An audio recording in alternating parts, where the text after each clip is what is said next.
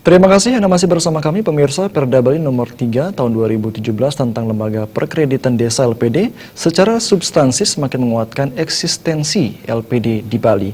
Diharapkan lahirnya Perda LPD ini jangan sampai dipolitisasi yang justru akan membuat LPD di Bali menjadi kisruh. Ketua Komisi 4 DPRD Bali Nyoman Parta mengatakan, Perda nomor 3 tahun 2017 tentang Lembaga Perkreditan Desa sudah ketok palu. Kini dari segi bidang usaha, LPD dapat memberikan pinjaman kepada kerabat desa lain dengan syarat ada kerjasama antar desa. Dari sisi pembagian keuntungan juga diatur cadangan modal 60%, dana pembangunan dan pemberdayaan masyarakat desa 20%, jasa produksi 10%, dana pemberdayaan 5% atau paling banyak 300 juta rupiah, serta dana sosial 5%.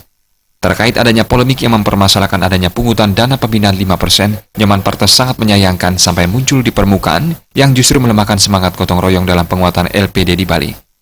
Untuk setoran dana 5% tidaklah seperti dulu lagi. Sekarang penggunaannya sangat rinci, termasuk juga di dalamnya ada dana perlindungan dan juga ada dana penjamin simpanan. Jadi ini yang membuat Perda LPD yang baru ini jauh lebih baik dan lebih strategis jika dibandingkan dengan yang sebelumnya.